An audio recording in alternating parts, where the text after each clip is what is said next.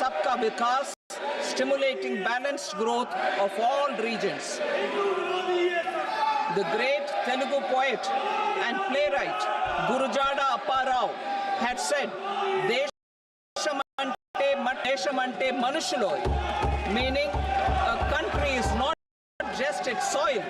A country, in line with this, for us, Vikasit Bharat encompasses zero poverty, 100% quality good school education, access to high quality, affordable and comprehensive health care, 100% skilled labor with meaningful employment, 70% women in economic activities, and farmers making our country the food basket of the world.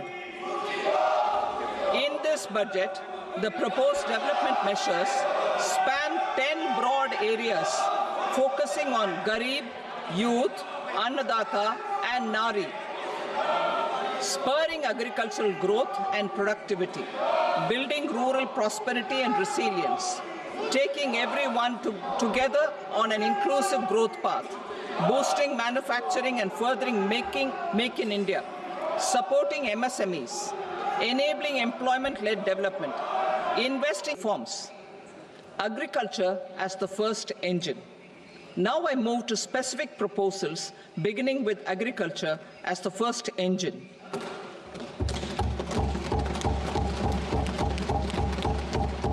Prime Minister Dhan Dhanya Krishi Yojana, developing agri-districts program. Motivated by the success of the aspirational district program, our government will undertake a Prime Minister Dhan Dhanya Krishi Yojana in partnership with states. Through the convergence of existing schemes and specialized measures, the program will cover 100 districts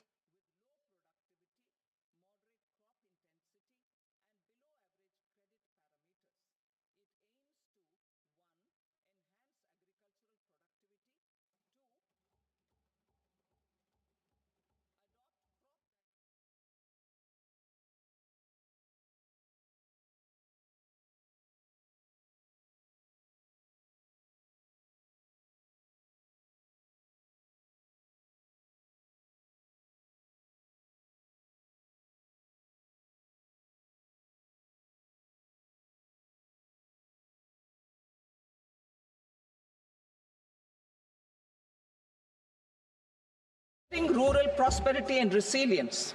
A comprehensive multi-sectoral rural prosperity and resilience program will be launched in partnership with the states. This will address underemployment in agriculture through skilling, investment, technology, and invigorating the rural economy. The goal is to generate ample opportunities in rural areas so that migration is an option but not a necessity. The program will focus on rural women, young farmers, rural youth, marginal and small farmers, and landless families. The details are in Annexure A. Domestic best practices will be incorporated and appropriate technical and financial assistance sought from multilateral development banks. 100 developing agri-districts will be covered. Atmanirbharta in pulses. Our government is implementing the National Mission for Edible Oilseed for achieving Atmanirbharta in edible oils. Our farmers have the capability to grow enough for our needs and more. 10 years ago, we made concerted efforts and succeeded in achieving near self-sufficiency in pulses. Farmers responded to the need by increasing the cultivated area by 50%, and government arranged for procurement and remunerative prices. Since then, with rising incomes and better affordability, our consumption of pulses has increased significantly. Our government will now launch a 6-year mission for Atmanirbharta in pulses with a special focus on Tuar, Urad and Masoor. Details are in Annexure B. Central agencies, NAFED and NCCF will be ready to rising income levels, the consumption of vegetables, fruits, and Shri Anna is increasing significantly. A comprehensive program to promote production, supplies, processing, and remunerative prices for farmers will be launched in partnership with the states. Appropriate institutional mechanisms for implementation and participation of farmer producer organizations and cooperatives will be set up. Makhana board in Bihar. For this, there is a special opportunity for the people of Bihar. A Makhana board will be established in the state to improve production, processing, value addition and marketing of makhana. दोस्तों, वित्त मंत्री निर्मला सीतारमण का budget अभिभाषण शुरू हो चुका है और अभी मैं आपको बताऊंगा लाइव अपडेट कि वित्त मंत्री आज के इस बजट में देश के आम लोगों के लिए क्या क्या घोषणाएं करने जा रही हैं। इस डीएलएस न्यूज़ चैनल के माध्यम से आपको सभी हाइलाइट्स मिल जाएंगे। किसानों, युवाओं, महिलाओं और देश के गरीबों, आम आदमी, मध्यम वर्ग के लोगों के लिए सरकार इस बार के बजट में क्या क्या अनाउंसमेंट लेकर आती है। अभी तो ये लाइव संबोधन चल रहा है वित्त मंत्री का संसद में, ये देख सकते हैं आप। तो इस लाइव संबोधन के हाइलाइट्स देख लेते हैं अभी लाइव वीडियो, उसके बाद मैं आपको बताऊंगा डीएलएस न्यूज़ चैनल पर बजट के सभी सारांश। तो बिल्कुल आप जुड़े रहिएगा मेरे साथ। इस चैनल को अभी तक भी सब्सक्राइब नहीं किया तो सब्सक्राइब करके बेल आइकॉन ज़रूर दबा दीजिएगा। चलिए अभी अपन देख लेते हैं वित्त मंत्री अपने अभिभाषण में क्या क्या बातें कहती हैं। हालांकि वित्त मंत्री का अभिभाषण अंग्रेजी भाषा में है, लेकिन इस अभिभाषण के दाहिनी ओर आपको हिंदी में भी टाइटल मिल जाएंगे। जो भी वित्त मंत्री कह रही हैं उनका अनुवाद आपको हिंदी टाइटल में राइट साइड में देखने को मिल जाएगा। ओके, चलिए अभी अभिभाषण देख लेते हैं अपन और उसके बाद देखेंगे बजट के हाइलाइट्स। धन्यवाद दोस्तों। High seas with a special focus on the Andaman and Nicobar and Lakshadweep islands. For the benefit of lakhs of cotton growing farmers, I am pleased to announce a mission for cotton productivity.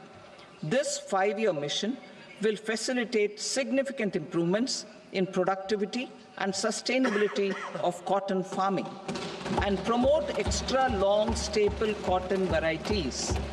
The best of science and technology support will be provided to farmers.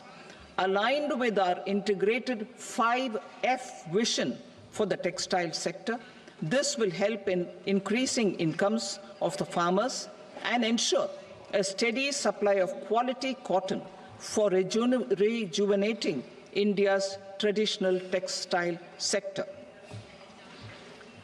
Kisan credit cards facilitate short-term loans for 7.7 crore farmers, fishermen, and dairy farmers. The loan limit under modified interest subvention scheme will be enhanced from 3 lakh rupees to 5 lakh rupees for loans taken through the KCC.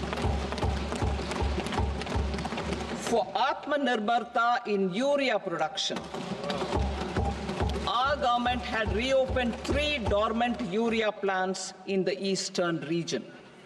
To further augment urea supply, a plant with annual capacity of 12.7 lakh metric tons will be set up at Namrup in Assam.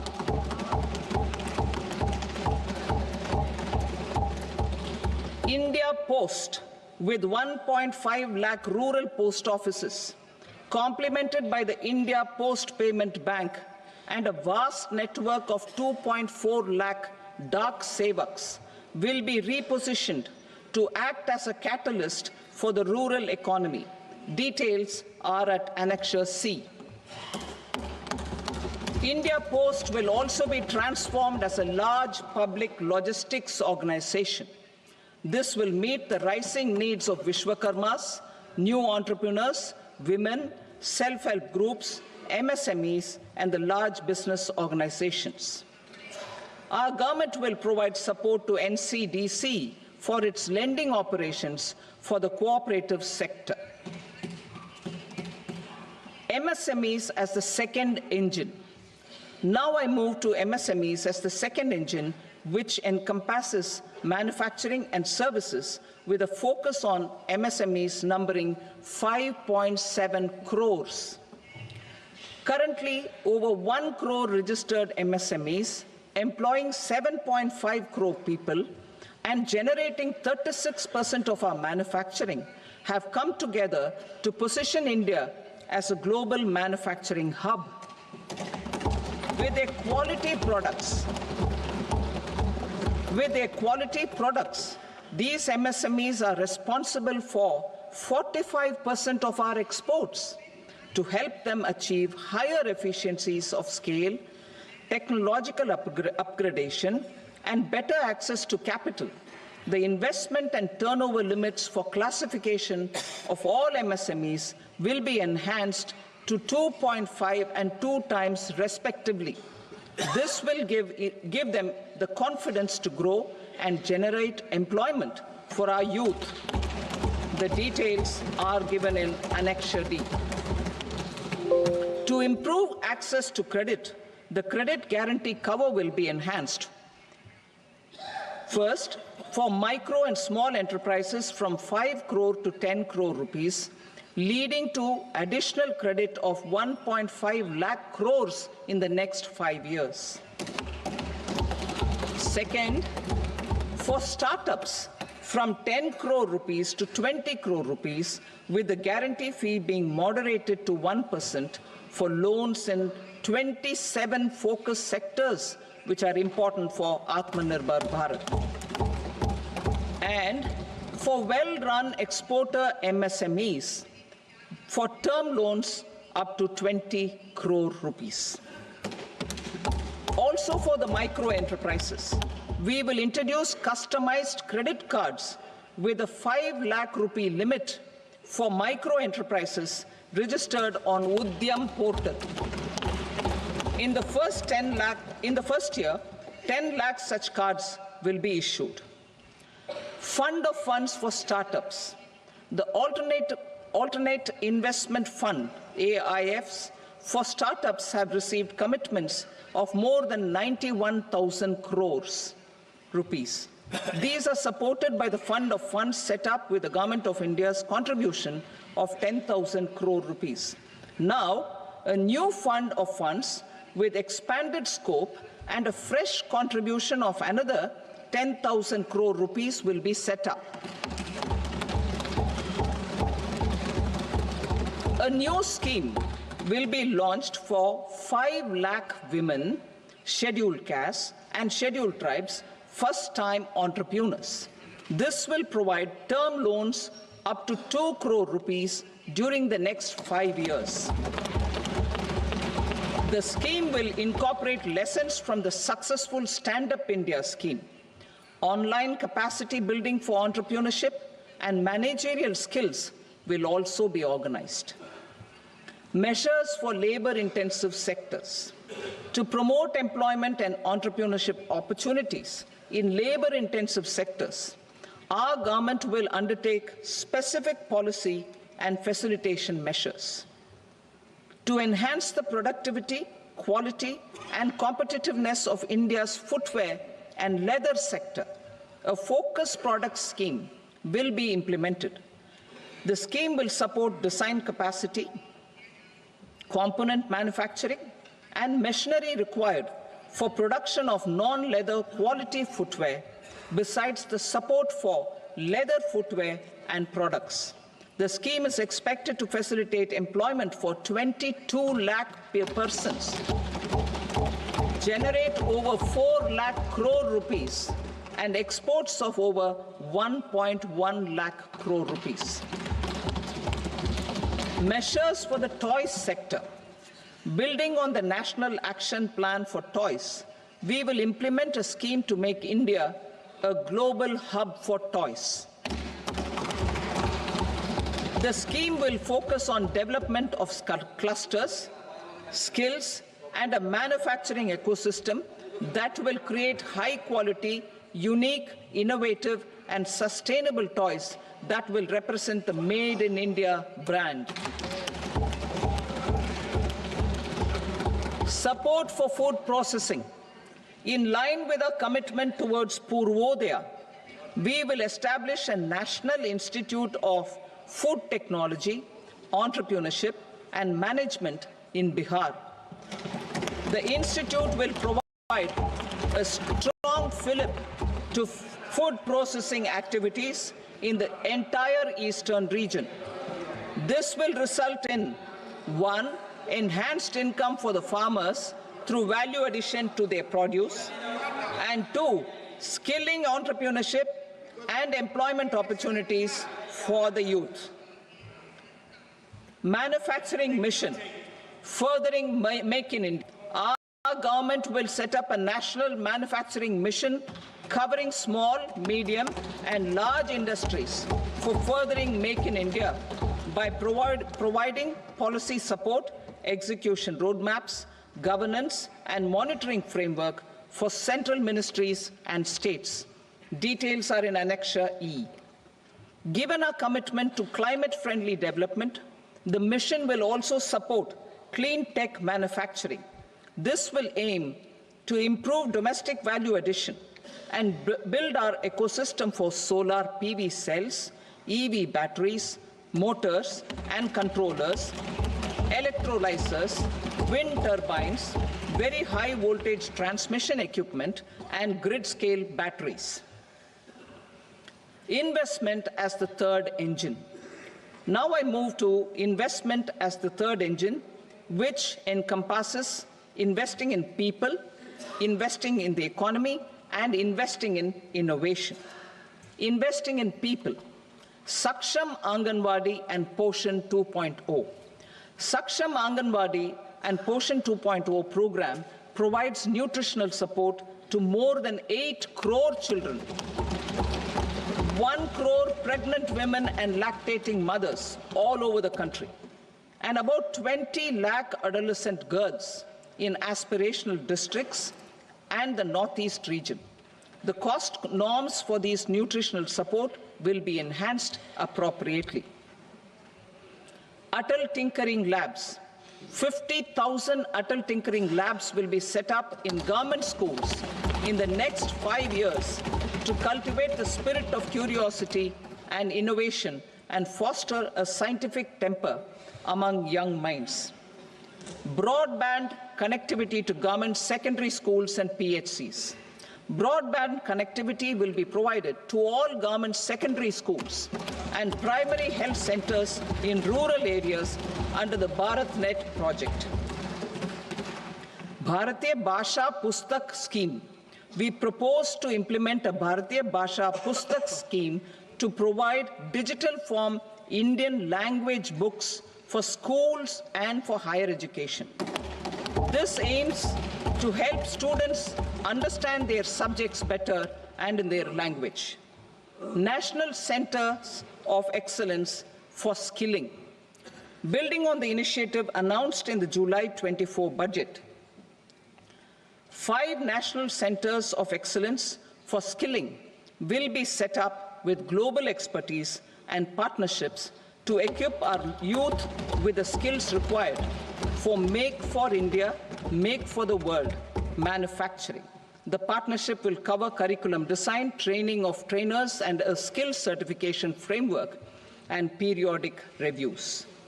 Expansion of capacity in IITs. Total number of students in 23 IITs has increased 100% from 65,000 to 1.35 lakh in the past 10 years.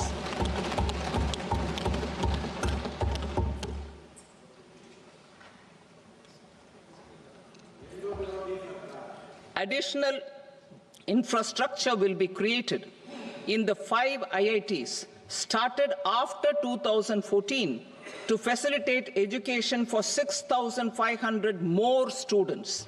Hostel and other infrastructure capacity at IIT Patna will also be expanded.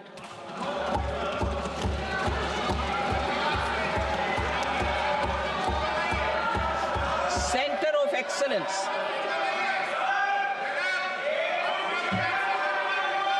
Center of Excellence in AI for Education. I had announced 3 centers of excellence in artificial intelligence for agriculture, health, and sustainable cities in 2023. Now a center of excellence in artificial intelligence for education will be set up with a total outlay of 500 crores. Expansion of medical education. Our government has added almost 1.1 lakh undergraduate and postgraduate medical education seats in 10 years, an increase of 130%. In the next year, 10,000 additional seats will be added in medical colleges and hospitals towards the goal of adding 75,000 seats in the next 5 years. Daycare cancer centers in all district hospitals. Our government will facilitate setting up of daycare cancer centers in all district hospitals in the next 3 years. 200 centers will be established in 25-26 itself. Strengthening urban livelihoods. Our government has been giving priority to assisting urban poor and vulnerable groups. A scheme for socio-economic upliftment of urban workers will be implemented to help them improve their incomes, have sustainable livelihoods, and a better quality of life. PM Swanidhi scheme has benefited more than 68 lakh street vendors, giving them respite from high-interest informal sector loans. Building on this success, the scheme will be revamped with enhanced loans from banks, UPI-linked credit cards with 30,000 rupees limit, and capacity building support. Social Security Scheme for welfare of online platform workers. Gig workers of online platforms provide great dynamism to the new age services economy. Recognizing their contribution, our government will arrange for their identity cards and registration on the e-Shram portal. They will be provided health care under PM Jan Arogya Yojana. This measure is likely to assist nearly 1 crore gig workers.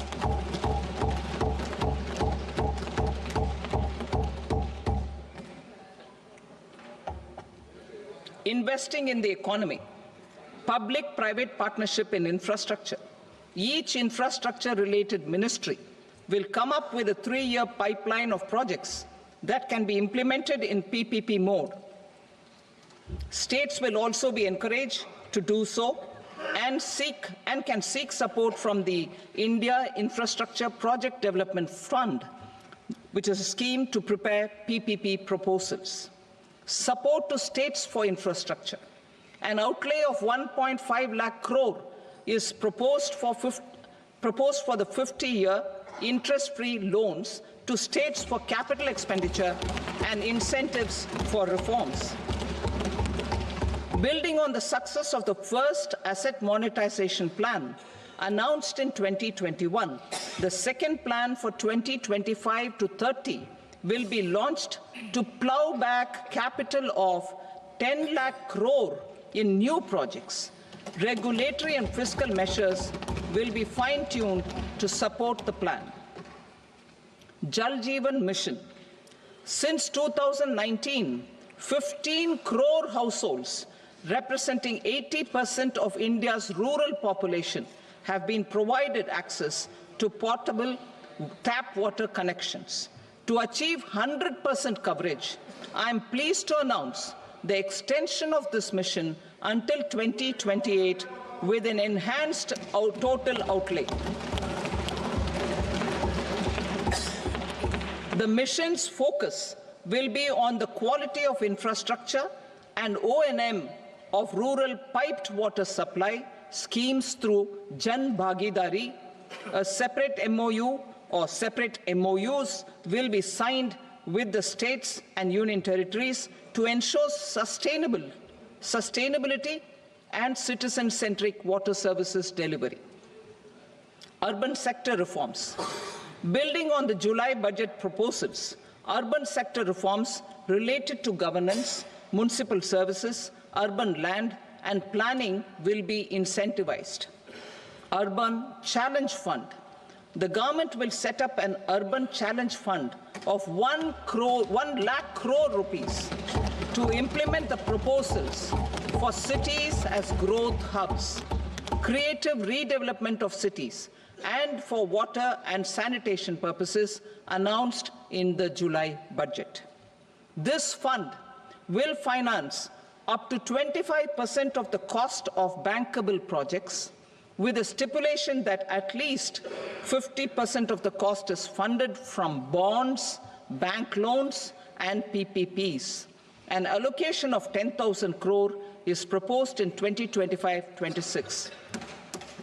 Power sector reforms. We will incentivize electricity distribution reforms and augmentation of intra-state transmission capacity by states. This will improve financial health and capacity of electricity companies. Additional borrowing of 0.5% of GSDP will be allowed to states contingent on these reforms. Nuclear energy mission for Vikasit Bharat. Development of at least 100 gigawatt of nuclear energy by 2047 is essential for our energy transition efforts. For an active partnership with the private sector towards this goal, amendments to the Atomic Energy Act and the Civil Liability for Nuclear Damage Act will be taken up. A nuclear energy mission for research and development of small modular reactors with an outlay of 20,000 crore will be set up. At least 5 indigenously developed small modular reactors will be operationalized by 2033. The shipbuilding financial assistance policy will be revamped to address cost disadvantages. This will also include credit notes for shipbreaking in Indian yards to promote the circular economy. Large ships above a specified size will be included in the infrastructure harmonized master list. Shipbuilding clusters will be facilitated to increase the range, categories, and capacity of ships. This will include additional infrastructure, facilities, skilling, and technology to develop the entire ecosystem. Maritime Development Fund. For long-term financing for the maritime industry, a Maritime Development Fund with a corpus of 25,000 crore rupees will be set up. This will be for distributed support and promoting competition. This will have up to 49% contribution by the government, and the balance will be mobilized from ports and from private sector. UDAN regional connectivity schemes. UDAN has enabled 1.5 crore middle-class people to meet their aspirations for speedier travel. The scheme has connected 88 airports, and operationalized 619 routes. Inspired by that success, a modified UDAN scheme will be launched to enhance regional connectivity to 120 new destinations and carry 4 crore passengers in the next 10 years. 4 crore additional passengers in the next 10 years. The scheme will also support helipads and smaller airports in hilly, aspirational, and northeast regional districts. Greenfield airports will be facilitated in Bihar to meet the future needs of the state. These will be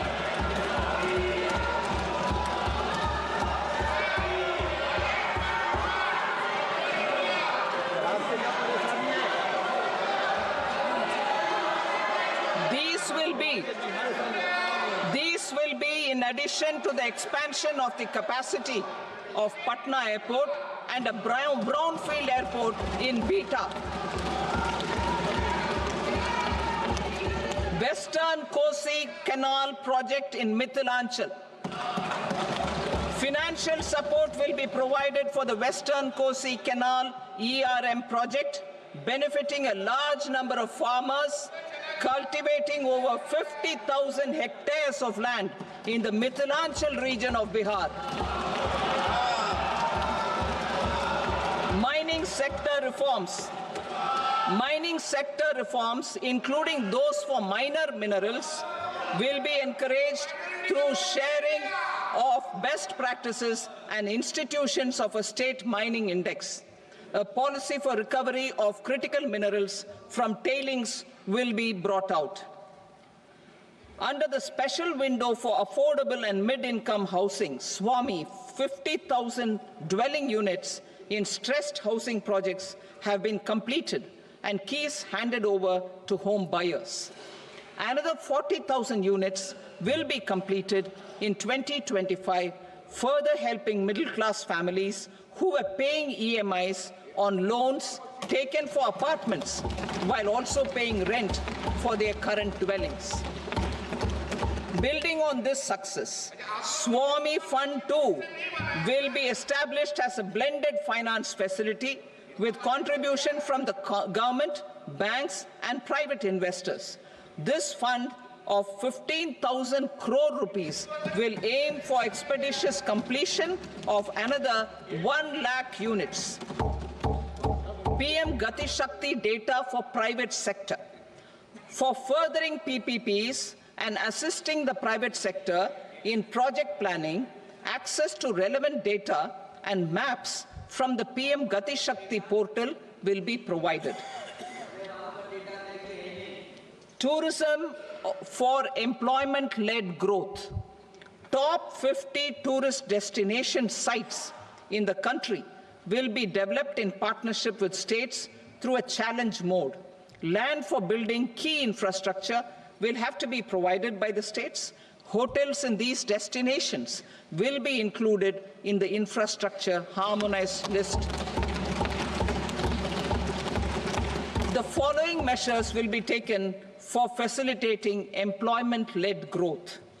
Organizing intensive skill development programs for our youth, including in institutes of hospitality management. Providing mudra loans for homes. Improving ease of travel and connectivity to tourist destinations.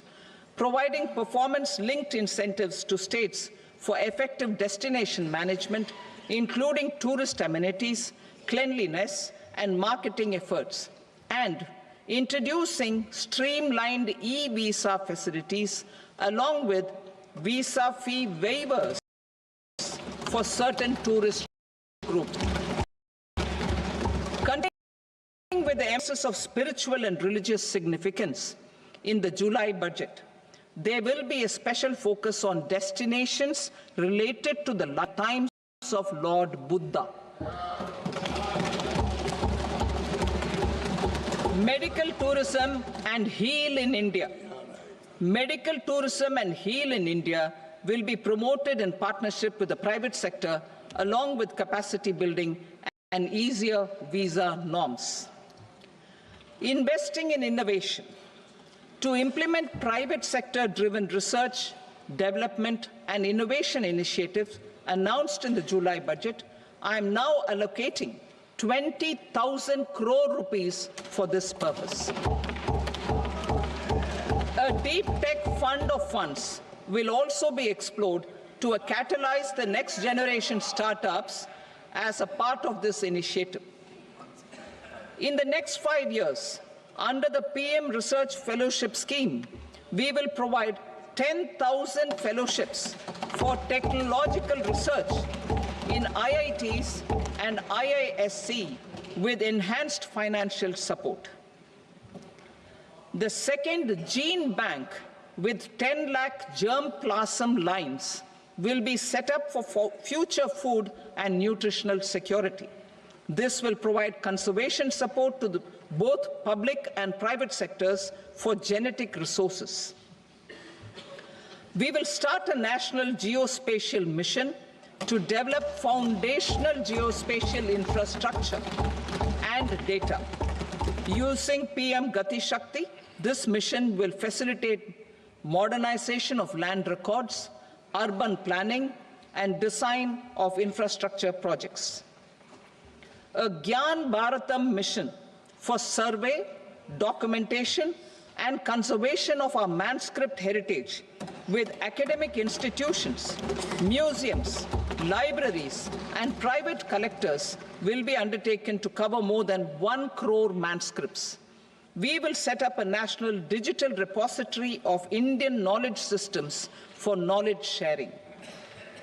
Now I move to exports as the fourth engine. We will set up an export promotion mission with sectoral and ministerial targets driven jointly by the Ministries of Commerce, MSME, and Finance. It will facilitate easy access to export credit, cross-border factoring support, support to MSMEs to tackle non-tariff measures in overseas markets. A digital public infrastructure, Bharat Trade Net, for international trade will be set up as a unified platform for trade documentation and financing solutions.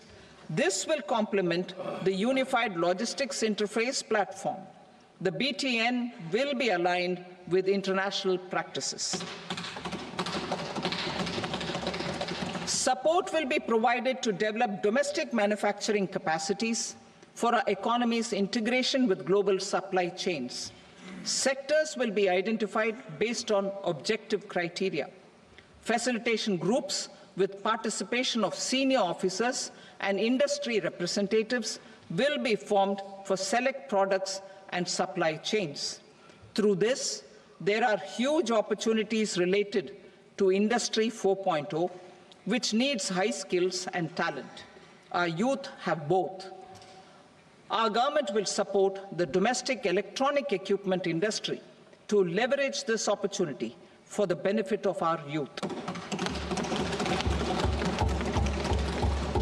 A national framework will be formulated as guidance to states for promoting global capability centers in emerging Tier 2 cities.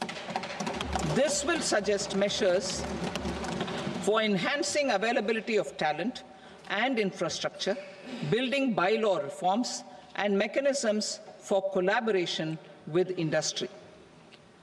Our government will facilitate upgradation of infrastructure and warehousing for air cargo, including high-value perishable horticultural produce. Cargo screening and customs protocol will be streamlined and made user-friendly. Reforms as the fuel. Over the past 10 years, our government has implemented several reforms for convenience of taxpayers, such as faceless assessment, 2, taxpayer charter, 3, faster returns, 4, almost 99% returns being on self-assessment, and 5, Vivad Se Vishwas scheme.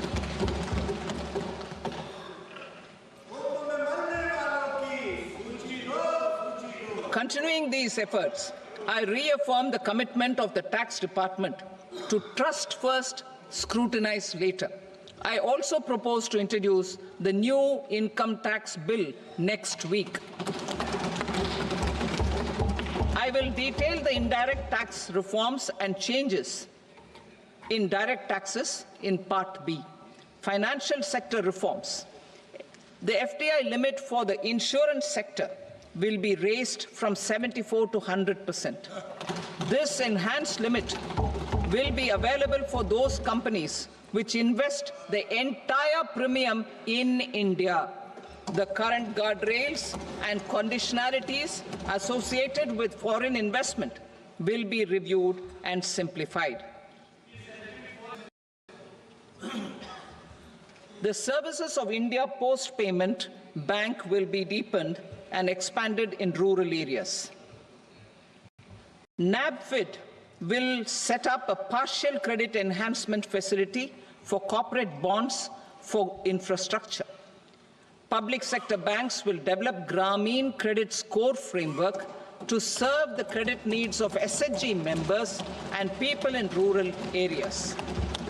A forum for regulatory coordination and development of pension products will be set up. To implement the earlier announcement on simplifying the KYC processes, the revamped Central KYC Registry will be rolled out in 2025. We will also implement a streamlined periodic updating. Requirements and procedures for speedy approval of company mergers will be rationalized. The scope for fast-track mergers will also be widened and the process made simpler. As proposed in the interim budget, we signed bilateral investment treaties with 2 countries in 2024 to encourage sustained foreign investment, and in the spirit of First Develop India, the current model BIT will be revamped and made more investor-friendly. In the last 10 years, in several aspects, including financial and non-financial, our government has demonstrated a steadfast commitment to ease of doing business. We are determined to ensure that our regulations must keep up with technological innovations and global policy developments. A light-touch regulatory framework based on principles and trust will unleash productivity and employment. Through this framework, we will update regulations that were made under old laws. To develop this modern, flexible, people-friendly, and trust-based regulatory framework appropriate for the 21st century, I propose 4 specific measures. A high-level committee for regulatory reforms will be set up for a review of all non-financial sector regulations, certifications, licenses, and permissions. The committee will be expected to make recommendations within a year. The objective is to strengthen trust-based economic governance and take transformational measures to enhance ease of doing business, especially in matters of inspection and compliances. States will be encouraged to join in this endeavor. An investment friendliness index of states will be launched in 2025 to further the spirit of competitive, cooperative federalism. Under the Financial Stability and Development Council, a mechanism will be set up to evaluate impact of the current financial regulations and subsidiary instructions. It will also formulate a framework to enhance their responsiveness and development of the financial sector. In the Jan Vishwas Act 2023, more than 180 legal provisions were decriminalized. Our government will now bring up the Jan Vishwas Bill 2.0 to decriminalize more than 100 provisions in various laws. I now move to fiscal policy. In the July budget, I had committed to staying the course for fiscal consolidation. Our endeavor will be to keep the fiscal deficit each year such that central government debt remains on a declining path as a percentage of the GDP.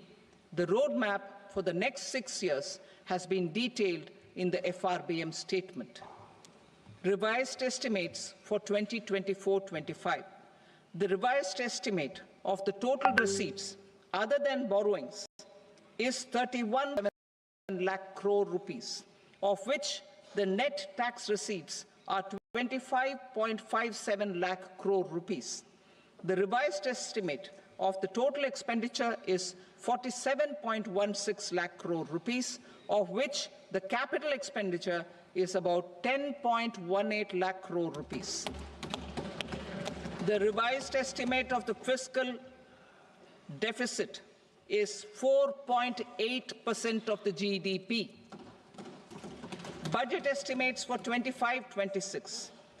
Coming to 25-26, the total receipts other than borrowings and total expenditure are estimated at 34.96 lakh crore rupees and 50.65 lakh crore rupees respectively. The net tax receipts are estimated at 28.37 lakh crore rupees.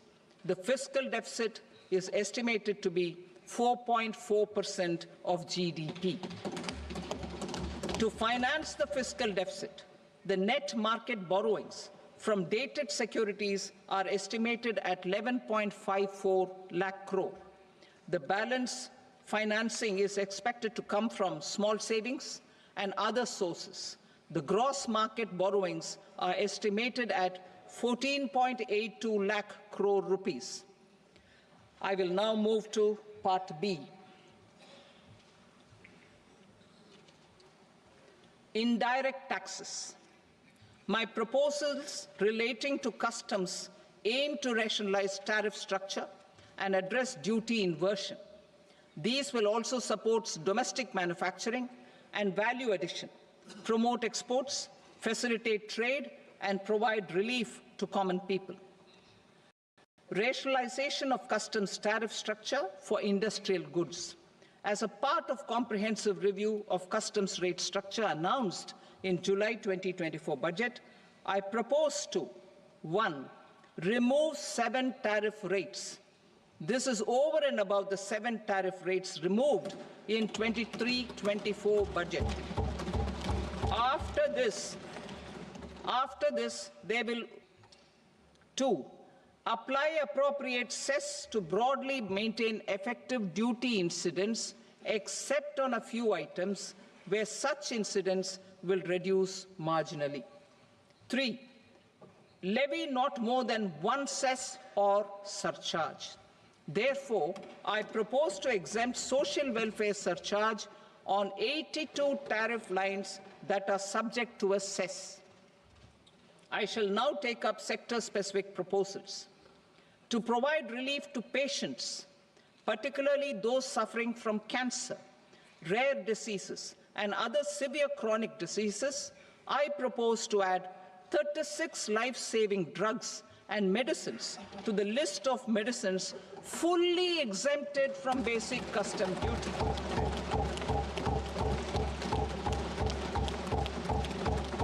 I also propose to add 6 life-saving medicines to the list attracting concessional custom duty of 5%. Full exemption and concessional duty will also respectively apply on the bulk drugs for manufacture of the above.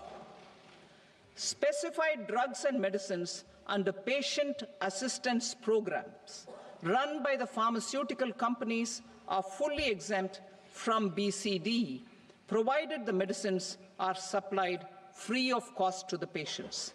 I propose to add 37 more medicines along with 13 new patient assistance programs. Support to domestic manufacturing and value addition. Critical minerals. July 2024 budget, I had funded BCD on 25 critical minerals that are not domestically available. I had also reduced BCD of 2 other such minerals to provide major fillip to their processing, especially by MSMEs.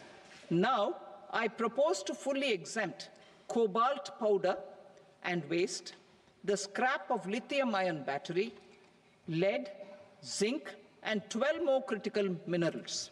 This will help secure their availability for manufacturing in India and promote more jobs for our youth. To promote domestic production of technical textile products such as agro-textiles, medical textiles, and geotextiles at competitive prices, I propose to add 2 more types of shuttle-less looms to the list of fully exempted textile machinery. I also propose to revise the BCD rate on knitted fabrics covered by 9 tariff lines from 10 or 20 to 20% or 115 rupees per kg, whichever is higher. electronic goods. In line with our Make in India policy and to rectify inverted duty structure, I propose to increase the BCD on interactive flat panel display from 10% to 20% and reduce the BCD to 5% on open cell and other components. In 23-24 budget, for the manufacture of open cells of LCD, LED TVs, I had reduced the BCD on parts of open cells from 5% to 2.5%. To further boost the manufacture of such open cells, the BCD on these parts will now stand exempted. Lithium-ion battery. To the list of exempted capital goods, I propose to add 35 additional capital goods for EV battery manufacturing and 28 additional capital goods for mobile phone battery manufacturing. This will boost domestic manufacture of lithium-ion batteries, both for mobile phones and for electric vehicles. Shipping sector. Considering that shipbuilding has a long gestation period, I propose to continue the exemption of BCD on raw materials, components, consumables, or parts for the manufacture of ships for another 10 years.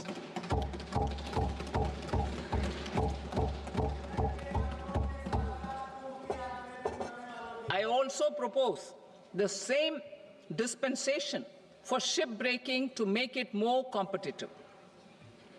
Telecommunication. To prevent classification disputes, I propose to reduce the BCD from 20% to 10% on carrier-grade Ethernet switches to make it at par with non-carrier-grade Ethernet switches. Export promotion. To facilitate exports of handicrafts, I propose to extend the time period for export from 6 months to 1 year, further extendable by another 3 months if required. I also propose to add 9 items to the list of duty-free inputs. Leather sector. I propose to fully exempt BCD on wet blue leather to facilitate imports for domestic value addition and employment. I also propose to exempt crust leather from 20% export duty to facilitate exports by small tanners. Marine products. To enhance India's competitiveness in the global seafood market, I propose to reduce BCD from 30% to 5% on frozen fish paste, surimi, for manufacture and export of its analog products. I also propose to reduce BCD from 15% to 5% on fish hydrolysates for manufacture of fish and shrimp feed. In July 2024 budget, to promote development of domestic MROs for aircraft and ships, I had extended the time limit for export of foreign origin goods that were imported for repairs from 6 months to 1 year and further extendable by 1 year. I now propose to extend the same dispensation for railway goods. Time limit for provisional assessment. Presently, the Customs Act 1962 does not provide any time limit to finalize provisional assessments, leading to uncertainty and cost to trade. As a measure of promoting ease of doing business, I propose to fix a time limit of 2 years, extendable by a year, for finalizing the provisional assessment. I propose to introduce a new provision that will enable importers or exporters, after clearance of goods, to voluntarily declare material facts and pay duty with interest but without penalty. This will incentivize voluntary compliance. However, this will not apply in cases where department has already initiated audit or investigation proceedings. For industry to better plan their imports, I propose to extend the time limit for the end use of imported inputs in the relevant rules from 6 months to 1 year. This will provide operational flexibility in view of cost and uncertainty of supply. Further, such importers will now have to file only quarterly statements instead of a monthly statement.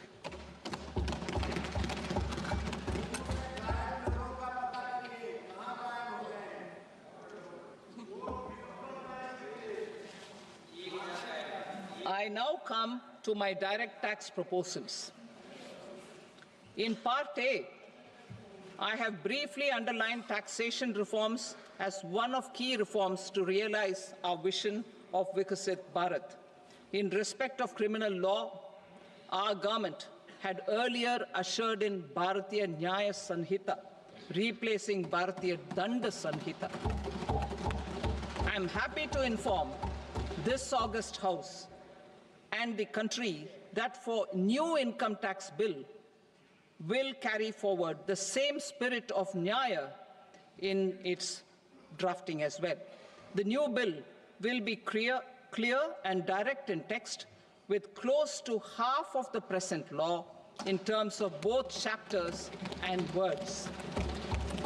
It will be simple to understand for taxpayers and tax administrators, leading to tax certainty and reduced litigation.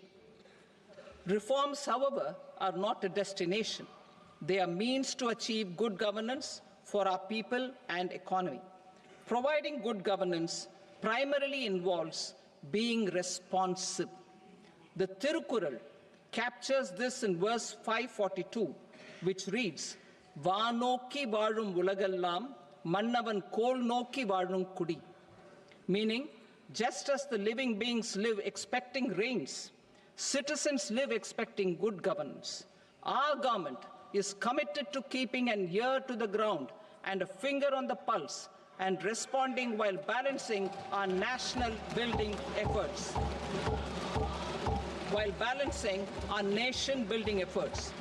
The following measures will detail just how our government will, under the guidance of PM Modi, has taken steps to understand and address. I repeat that sentence, sir. The following measures will detail just how our government, under the guidance of PM Modi, has taken steps to understand and address the needs voiced by our citizens. My tax proposals are guided by this spirit. The objectives of my proposals are as follows. Personal income tax reforms with special focus on middle class. Rationalization of TDS and TCS for easing difficulties. Encouraging voluntary compliance. Reducing compliance burden.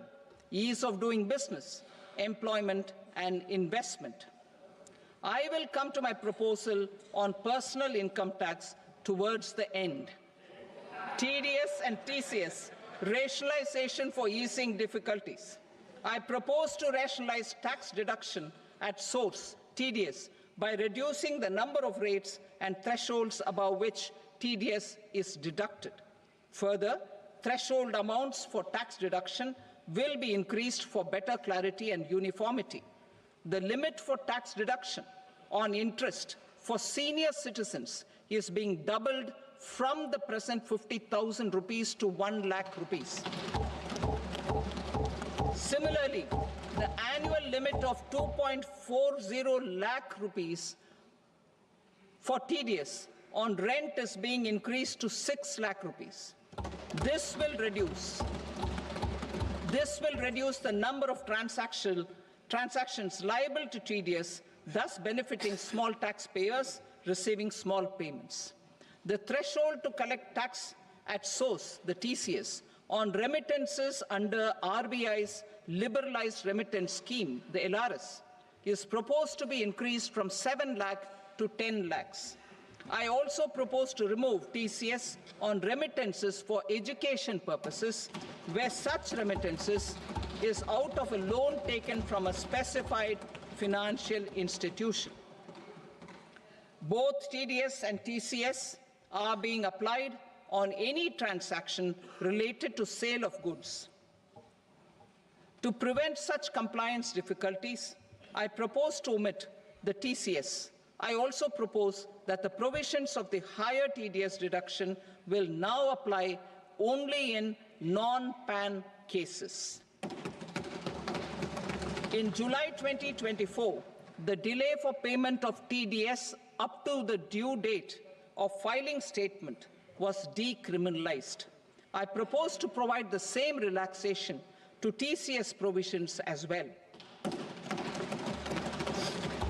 The government under the leadership of Prime Minister Modi believes in Sabka Saath, Sabka Vikas, Sabka Vishwas and Sabka Prayas.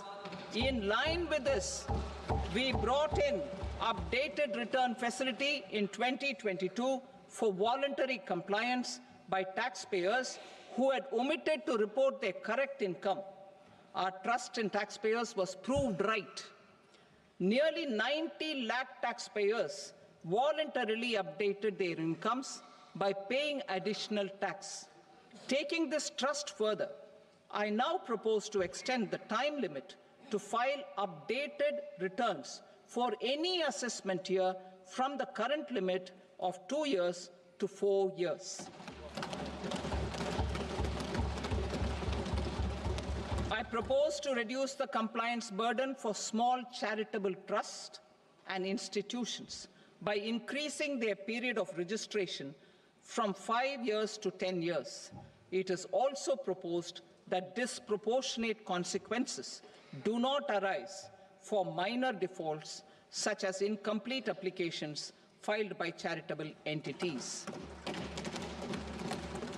Presently, taxpayers can claim the annual value of self-occupied properties as nil only on the fulfillment of certain conditions. Considering the difficulties faced by taxpayers, it is proposed to allow the benefit of 2 such self-occupied properties without any condition. To streamline the process of transfer pricing and to provide an alternative to yearly examination, I propose to introduce a scheme for determining arm's length price of international transaction for a block period of 3 years. This will be in line with global best practices. With a view to reduce litigation and provide certainty in international taxation, the scope of safe harbor rules is being expanded. A number of senior and very senior citizens have very old national savings schemes accounts. As interest is no longer payable on such accounts, I propose to exempt withdrawals made from NSS by individuals on or after 29th August 2024.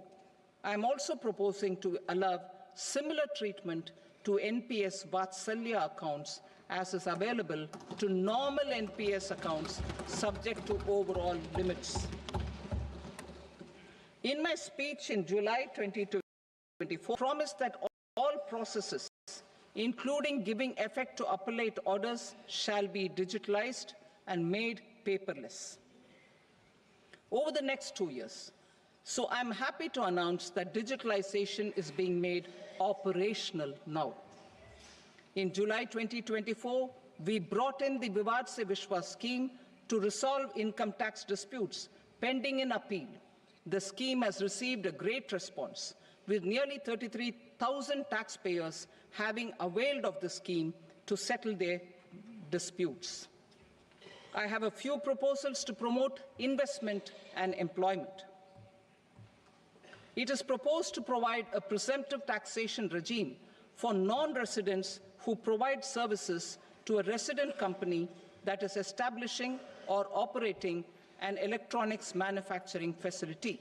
I further propose to introduce a safe harbor for tax certainty for non-residents who store components for supply to specified electronics manufacturing units. Presently, the tonnage tax scheme is available only to sea-going ships. The benefits of existing tonnage tax scheme are proposed to be extended to inland vessels registered under the Indian Vessels Act 2021 to promote inland water transport in the country.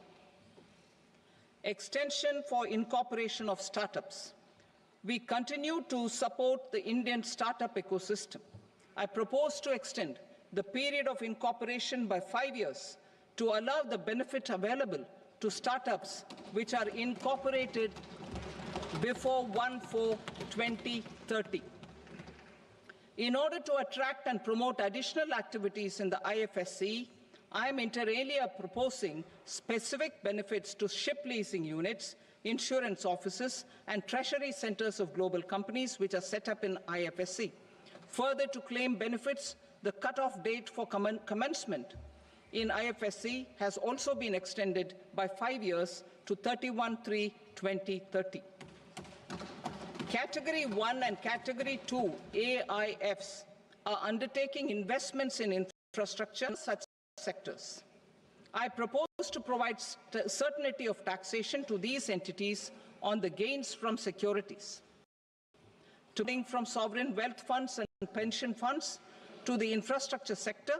I propose to extend the date of making an investment by 5 more years, up to 31st March 2030.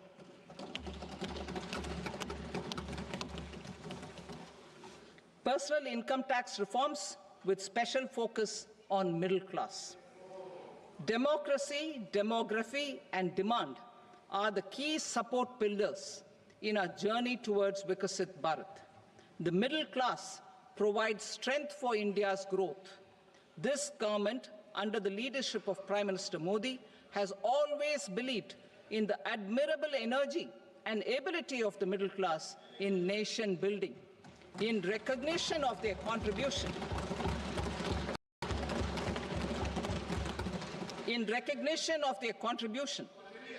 we have periodically reduced their tax burden. Right after 2014, the nil tax slab was raised to 2.5 lakhs of rupees, which was further raised to 5 lakh rupees in 2019 and to 7 lakh rupees in 2023. This is reflective of our government's trust on the middle class taxpayers.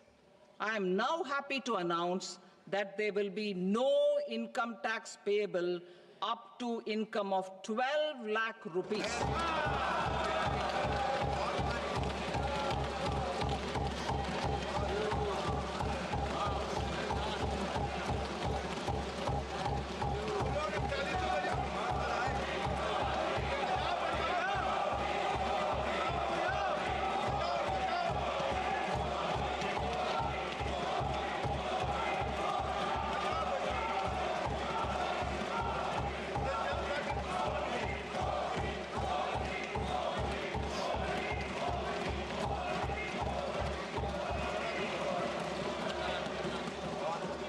So, average income of 1 lakh per month, other than the special rate income such as capital gains, under the new regime. This limit will be 12.75 lakh for salaried taxpayers due to the standard deduction of 75,000. Slabs and rates are being changed across the board to benefit all taxpayers. The new structure will substantially reduce the taxes of the middle class and leave more money in their hands, boosting household consumption, savings, and investment. In the new tax regime, I propose to revise tax rate structures as follows: 0 to 4 lakh rupees nil, 4.8 lakh rupees to 4 to 8 lakh rupees 5%, 8 to 12 lakh rupees 10%, 12 to 16 lakh rupees 15%, 16 to 20 lakh rupees 20%, 20 to 24 lakh rupees 25%, and above 24 lakh rupees 30%. To taxpayers up to 12 lakh of normal income, other than special rate income such as capital gains. I read that again. To taxpayers up to 12 lakh of income, other than special rate income such as capital gains, tax rebate is being provided in addition to the benefit due to slab rate reduction in such a manner that there is no tax payable by them. The total tax benefit of slab rate changes and rebate at different income levels can be illustrated with a few examples.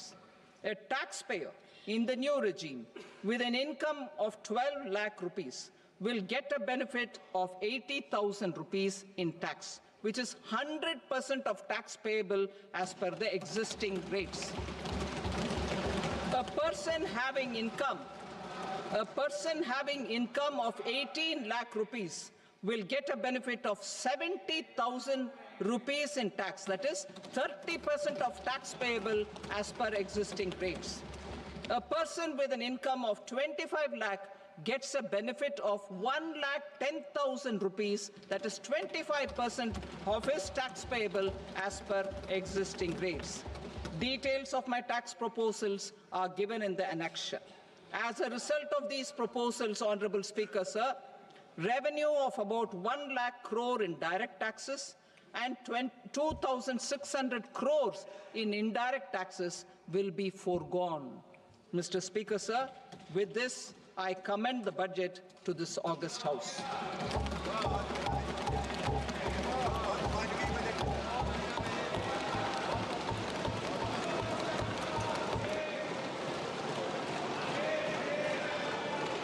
Item number 2 Shrimati Nirmala Sitharaman. Sir, with your permission, I rise to lay on the table the following statements under Section 3(1) of the Fiscal Responsibility and Budget Management Act 2003, medium-term fiscal policy cum fiscal policy strategy statement and macroeconomic framework statement. Item number 3 Shrimati Nirmala Sitharaman. Sir, with your permission, I rise to move for leave to introduce the Finance Bill 2025. प्रश्न ये है कि विधेयक को पुनर्स्थापित करने की अनुमति प्रदान की जाए. जो सदस्य इसके पक्ष में हाँ गए, जो सदस्य विरोध में ना गए, मेरे विचार में निर्णय हाँ वालों के पक्ष में हुआ. हाँ वालों के पक्ष में अनुमति प्रदान की जाती है. माननीय मंत्री जी, अब विधेयक को पुनर्स्थापित करें. Sir, I introduce the bill. Thank you. सभा की कार्रवाई सोमवार दिनांक 3 फरवरी 2025 को प्राप्त 11 बजे तक के लिए स्थगित की जाती है.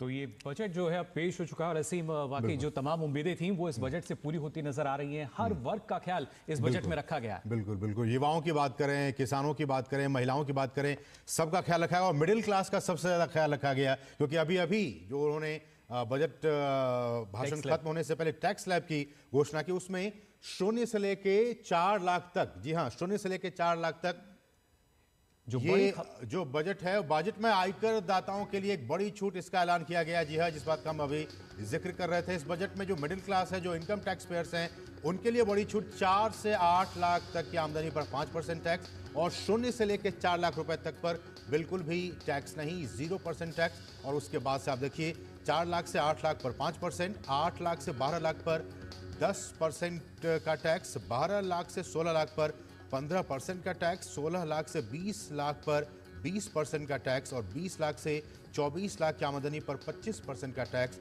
और 24 लाख से अधिक की आमदनी पर 30% का टैक्स.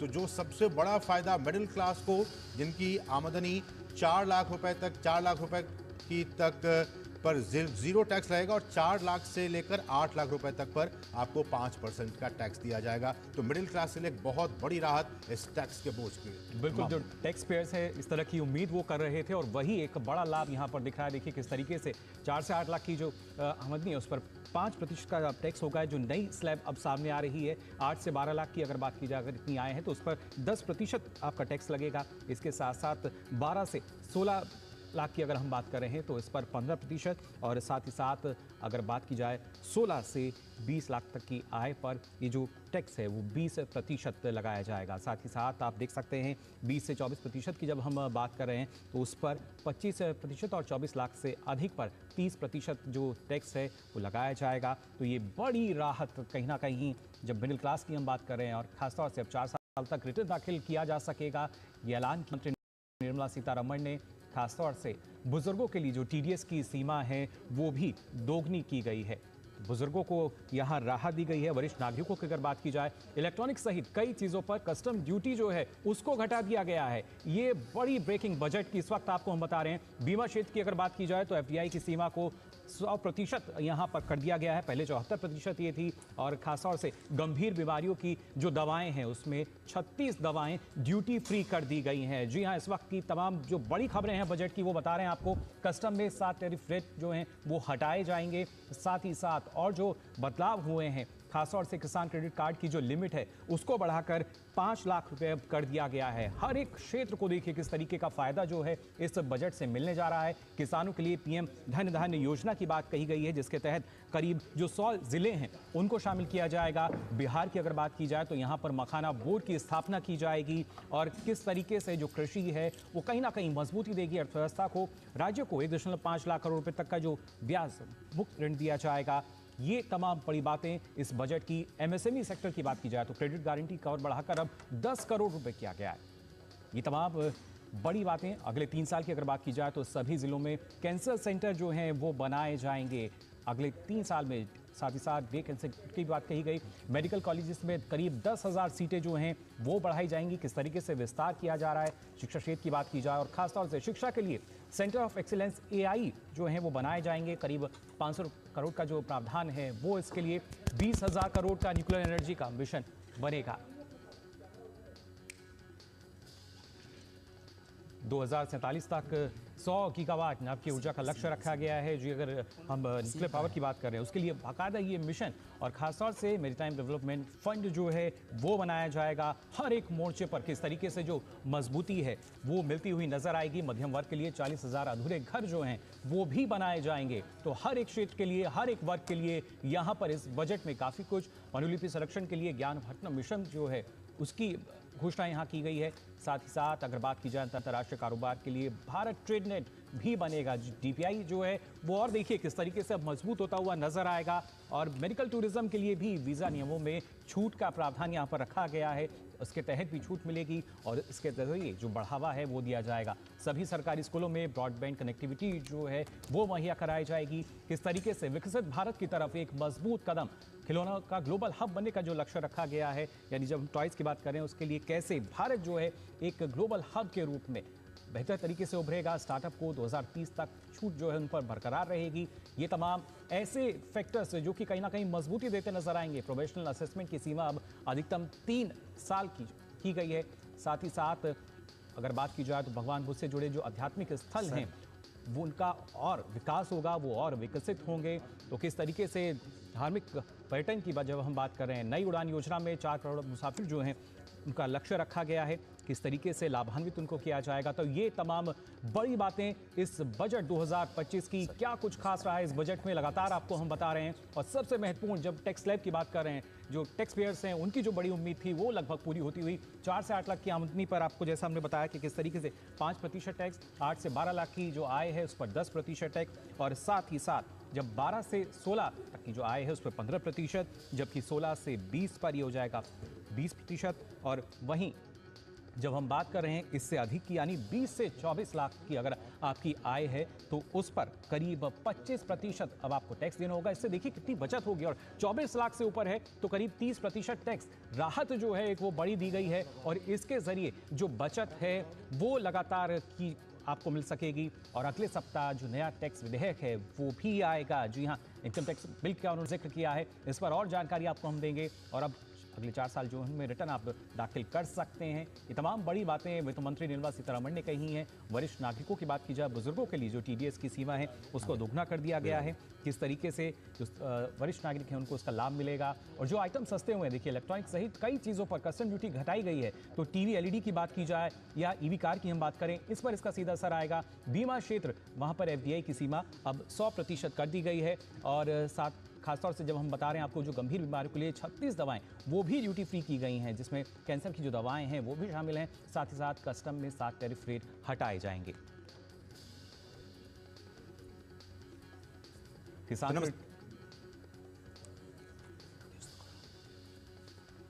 किसान क्रेडिट कार्ड की जो सीमा है उसको बढ़ाया गया है। हर एक क्षेत्र के लिए काफ़ी कुछ जो योजनाएं हैं, जो पिटारा है वित्त मंत्री का, उससे यहाँ पर हमने देखा है क्या कुछ निकल कर आया है हर एक क्षेत्र के लिए, हर एक राज्यों के लिए। और लगातार आपको हम बता रहे थे कैसे जो अलग अलग राज्य हैं उनके लिए भी प्रावधान रखा गया है। और यहाँ भी हमने देखा है राज्यों को 1.5 लाख करोड़ तक का जो ब्याज मुक्त ऋण है वो मुहैया कराया जाएगा, जिससे विकास को गति दी जा सके और साथ ही साथ तमाम जो राज्य हैं वो विकसित हों। एमएसएमई जो क्रेडिट गारंटी कवर बढ़ाकर 10 करोड़ हुआ है। और इसके अलावा भी अगले 3 साल में सभी जिलों में कैंसर सेंटर जो हैं वो बनाए जाएंगे। पिछली बार भी हमने देखा था, स्वास्थ्य क्षेत्र पर एक नज़र थी, इस बार भी। और मेडिकल कॉलेजेस में अब 10,000 जो सीटें हैं वो बढ़ाई जाएंगी। IITs का विस्तार करने की बात भी वित्त मंत्री ने अपने इस भाषण में कही है। शिक्षा के सेंटर ऑफ एक्सीलेंस यानी AI जो हैं वो बनाए जाएंगे। और इसके साथ साथ अगर बात की जाए 20,000 करोड़ का न्यूक्लियर एनर्जी मिशन जो है वो बनाया जाएगा। यानी किस तरीके से जो देश है और मजबूत होता हुआ यहाँ पर हमें नजर आएगा। 2047 तक 100 गीगावाट नाप की ऊर्जा का लक्ष्य रखा गया है। मैरीटाइम डेवलपमेंट फंड जो है वो भी बनाया जाएगा। ये तमाम बड़ी बातें वित्त मंत्री निर्मला सीतारमण ने अपने संबोधन में कही। और साथ ही साथ मध्यम वर्ग के लिए 40,000 अधूरे घर जो हैं वो बनाए जाएंगे। तमाम जो बड़ी बातें रही हैं इस बजट की वो लगातार आपके साथ हम साझा कर रहे हैं। भारत में जो बैटरी उत्पादन बढ़ाने पर जोर दिया जाएगा और कोशिश यही कि जब हम कर व्यवस्था की बात कर रहे हैं तो सरल तरीके से हर किसी के समझ में वो आ सके, पारदर्शी उसको रखा जाए। और मेडिकल टूरिज्म के लिए जो वीज़ा नियम है उसमें छूट दी जाएगी। कैसे इस क्षेत्र को देखिए बढ़ावा दिया जा रहा है। खासतौर से सभी सरकारी स्कूलों में ब्रॉडबैंड कनेक्टिविटी जो है वो रहेगी। और अब और जो जानकारी है वो आपको बेहतर ढंग से हम बताएंगे। हमारे साथ मेरे सहयोगी जो हैं अजय मिश्र हमारे साथ जुड़ चुके हैं। जी अजय, क्या और कुछ खास इस बार के बजट में? नमस्कार मुकुल, बहुत बहुत धन्यवाद आपका। और इस वक्त आप देख रहे हैं देश की सबसे बड़ी कवरेज आम बजट 2025-26 जो कि संसद में रखा जा चुका है। और ये NDA 3.0 का पहला पूर्ण बजट है। इसलिए भी ऐतिहासिक है क्योंकि वित्त मंत्री निर्मला सीतारमण जी ने एक नया रिकॉर्ड बनाया है, नया विश्व रिकॉर्ड बनाया है। पहले तो वो सबसे पहली महिला पूर्णकालिक वित्त मंत्री हैं जिन्होंने लगातार 8 बार बजट को संसद में पेश किया है जी। और आपको बताएं कि इस विश्व रिकॉर्ड के साथ ही, इस अच्छी खबर के साथ ही, अगले साल देश के विकास पर 50,65,000 करोड़ रुपए खर्च किए जाएंगे। तो विकास की जो यात्रा है, विकास की जो पाइपलाइन है, उसमें कितना खर्च, जिस तरह से हम अपने घर का बजट बनाते हैं, वित्त मंत्री जी ने इस देश का बजट बनाया है। और ये ऐलान कर दिया है, संसद के पटल पर इस बात को रख दिया है कि अगले साल देश की विकास यात्रा पर सरकार, केंद्र सरकार 50,65,000 करोड़ रुपए का खर्च करेगी। दूसरी सबसे बड़ी बात यह है कि मध्यम वर्ग को सबसे बड़ा तोहफा दिया गया है। मैं इसलिए कह रहा हूं क्योंकि लगातार हम पिछले बजट में देखा हमने कि नए डायरेक्ट टैक्स कोड की बात चल रही है, जिस पर लगातार हम अपने एक्सपर्ट से चर्चा करेंगे और क्या कुछ काम वहां पर हुआ है। लेकिन मध्यम वर्ग जो लगातार ये कहा जा रहा था कि इस बजट की सबसे बड़ी खासियत क्या है, तो वो है नई कर व्यवस्था। बहुत ही सरल है और क्या कुछ इसका फायदा होगा आम आदमी को। हमारे साथ बहुत ही बड़े टैक्स एक्सपर्ट देश के इस वक्त हमारे साथ जुड़ेंगे, उनसे हम चर्चा करेंगे। तीसरी बड़ी बात, वित्तीय अनुशासन पर लगातार 2020 के बाद यानी कोरोना महामारी के बाद जो फोकस दिखा है, उसमें लगातार जो वित्तीय अनुशासन की वजह से वित्तीय घाटे में गिरावट दिखी है, उसका एक स्पष्ट संदेश है कि भारत वित्तीय निश्चितता को लेकर के, वित्तीय अनुशासन को लेकर के पूरी तरह से सजग है। और 4.4% ऑफ फिस्कल डेफिसिट का जो लक्ष्य रखा गया है वो बिल्कुल सही दिशा में। मेरे साथ 3 खास मेहमान जुड़ रहे हैं इस विशेष चर्चा को आगे बढ़ाने के लिए। मेरे साथ है श्री सचिन चतुर्वेदी जी, जो कि डायरेक्टर जनरल हैं RIS for developing nation. Sir, बहुत बहुत धन्यवाद वक्त निकालने के लिए। आप हमेशा की तरह पोस्ट बजट एनालिसिस में आए। देश के शायद सबसे बड़े टैक्स एक्सपर्ट वेद जैन साहब बिल्कुल हमारे साथ बैठे हुए हैं। वेद जैन साहब, बहुत बहुत धन्यवाद आपका। और प्रोफेसर अनिल कुमार, कौन नहीं जानता है, इस वक्त दिल्ली स्कूल ऑफ इकोनॉमिक्स में प्रोफेसर के पद पर तैनात हैं और अर्थशास्त्र को इतनी सरल भाषा में पहुंचाने के लिए हम सभी तक बहुत ही सरल भाषा में सिंप्लीफाई करने का प्रयास करते हैं। मुझे लगता है कि आम जनता इनके साथ सबसे ज्यादा कनेक्ट करती है। छोटा सा ब्रेक लेते हैं, बजट की सिफारिशें और उसके क्या है मायने हराम खास के आपको बताएंगे। के नंबर अक्सर ज्यादा ही आते हैं, इसलिए SBI देता है हर नारी को एजुकेशन लोन्स 0.5% कम इंटरेस्ट रेट्स पे, ताकि मास्टर्स के लिए विदेश जाने वाली लड़कियों का नंबर भी ज्यादा रहे। SBI, बैटिंग फॉर नारी शक्ति।